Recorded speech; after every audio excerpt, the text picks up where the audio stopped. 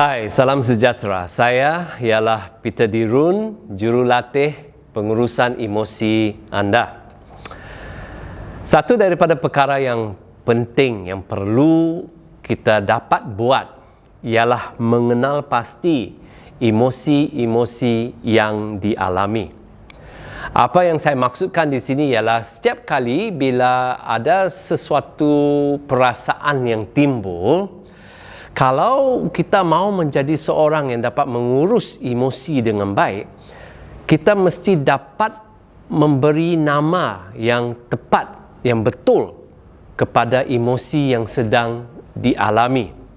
Sebab kalau nama atau kita tidak dapat kenal pasti apa emosi yang sedang dialami, maka kita tidak tahu apa respon yang sesuai. Kita tidak tahu apa yang mungkin mencetus emosi itu.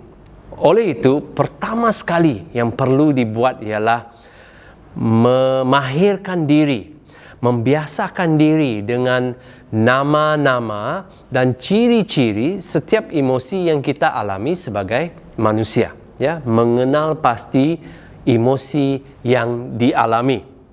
Bagaimana untuk melakukan ini? Ada banyak cara. Tapi bagi saya, sewaktu saya berusaha untuk mengenal pasti emosi-emosi saya telah terjumpa secara tidak sengaja satu roda, satu grafik, satu diagram yang dilukis dalam bentuk roda yang dikenali sebagai roda emosi Plutchik. Plutchik ialah nama orang yang telah menciptakan roda itu. Dia seorang pakar psikologi dan dia telah menggunakan roda itu untuk menggambarkan emosi-emosi manusia supaya sekali pandang boleh faham, sekali pandang banyak yang boleh dipelajari. Dan daripada roda ini, sekurang-kurangnya ada 3 perkara yang boleh dipelajari. Yang pertama ialah manusia ada beberapa emosi asas. Pakar psikologi ada berdebat sedikit tentang hal ini, tetapi bagi Plutchik, dia mengenal pasti dan memperkenalkan 8 emosi sebagai emosi asas manusia. Semua emosi manusia akhirnya ialah daripada 8 emosi ini. Dan saya yakin kamu pun sudah tahu emosi-emosi ini secara tidak langsung, ya.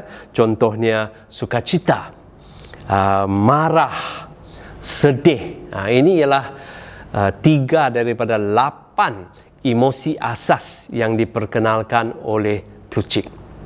Kedua, yang lebih menarik lagi ialah dia berkata setiap emosi asas ini ada tahap atau tingkat kekuatannya. Jadi kalau sedikit marah, tahap marah itu rendah, biasa emosi itu mungkin dipanggil geram. Tetapi kalau sangat-sangat marah, seperti gunung berapi sudah mau meletup, itu mungkin perkataan lain. Ya, saya pun tidak tahu apa yang biasa dipakai oleh kita di sini. Ya, mungkin saya sangat-sangat marah atau sudah mendidih marahnya. Jadi sedarlah setiap emosi asas, contohnya marah, ada tahap-tahapnya. Daripada sedikit marah kepada sangat-sangat marah. Ini semua boleh dilihat sekali pandang kalau kita perhatikan roda emosi Plutchik. Dan yang ketiga yang saya dapati lagi menarik ialah emosi-emosi asas ini bila digabungkan akan menghasilkan banyak-banyak emosi lain. Itu sebabnya ada masanya susah mau kenal pasti emosi yang dialami. Mengapa? Kerana sebenarnya bukan satu emosi, tetapi yang sedang dialami pada masa itu ialah gabungan 2, 3, 4 emosi.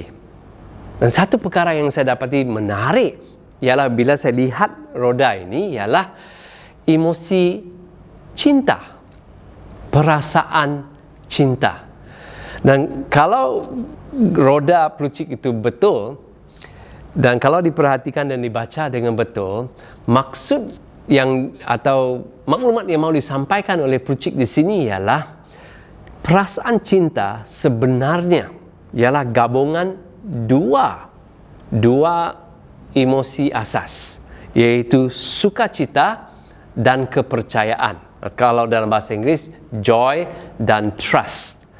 Bila kedua-dua emosi ini dialami serentak, biasanya orang itu akan berkata dia berasa cinta. Dia ada perasaan cinta terhadap seseorang. Sedikit saja, tapi maklumat seperti ini pun saya rasa akan membantu kamu sedar jenis emosi yang kamu alami, nama emosi, puncak emosi itu, ya. Oleh itu saya mau tekankan dalam video ini, dan terima kasih kerana menonton video ini. Saya mau tekankan bahawa kita mesti belajar mengenal pasti emosi-emosi yang kita miliki.